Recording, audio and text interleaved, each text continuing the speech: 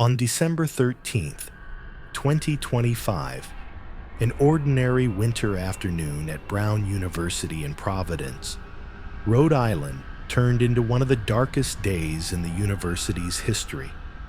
Just after 4 p.m. local time, a lone gunman entered the Bruce and Holly building, a structure that houses classrooms attended by students preparing for final exams, and began firing a handgun as students gathered for an optional review session. In a matter of minutes, 2 students were killed and 9 others were wounded. Students and faculty took shelter in classrooms. Sirens blared as officers rushed toward the chaos. City and university officials quickly declared an active shooter situation. Brown University went into lockdown. Nearby streets were blocked. Parents and loved ones waited anxiously for word of their students' safety. In the hours that followed, law enforcement released body camera footage and audio recordings showing the frantic response to the shooting scene, with officers unsure if the gunman was still present and searching classrooms room by room. Providence Police, Rhode Island State Police, the FBI, and local units combed the campus and nearby streets.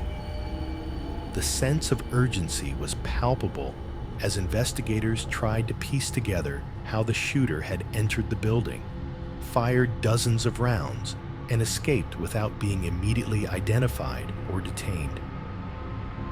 The morning after the shooting, investigators acting on a tip located a man at a Rhode Island hotel who they believed might be connected to the attack. The individual, a 24-year-old from Wisconsin, was taken into custody and questioned by authorities. 2 handguns with accessories were recovered in the room during the detention. But by that same night, police announced that the man would be released.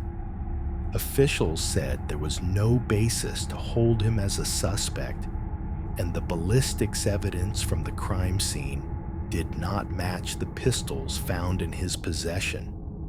This early detainment and release left many in the community with unanswered questions. Why was he brought in?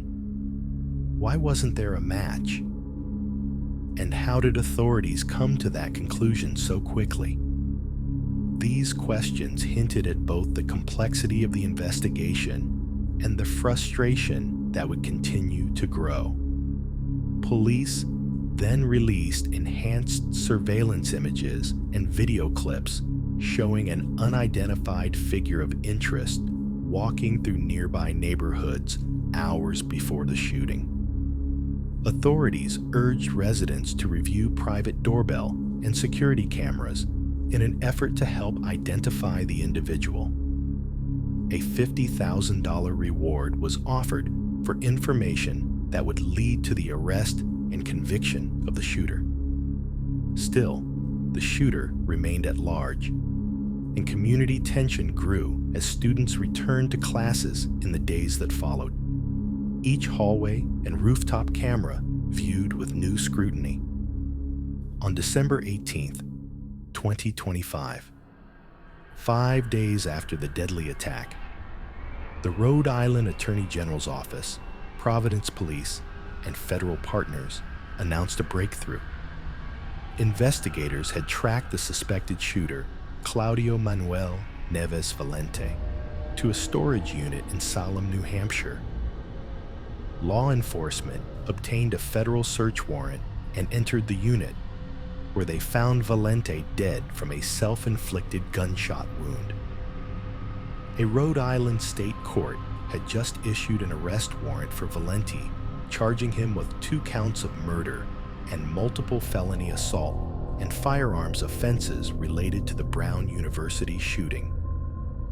Attorney General Peter F. Noronha and Providence Mayor Brett P. Smiley described the discovery as a moment that would allow the community to begin healing, while acknowledging the tragedy of losing 2 students still hung over the city. Even with the suspect identified and the case technically closed, many questions remain. How did Valenti manage to enter a classroom in the middle of final exam week and fire dozens of rounds before being stopped? Why was he able to evade capture for days, despite released surveillance imagery and public appeals? What exactly was his motive, and why wasn't it ever uncovered in the public record?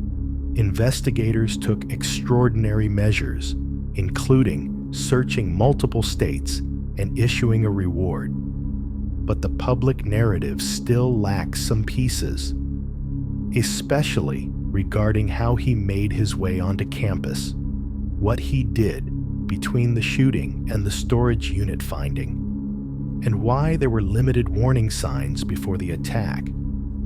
Aftermath and community impact.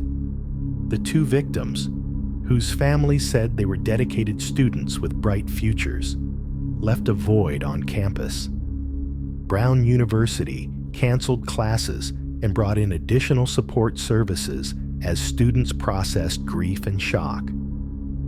Officials from the U.S. Department of Education later reviewed campus safety protocols after concerns about camera coverage and emergency notification systems were raised.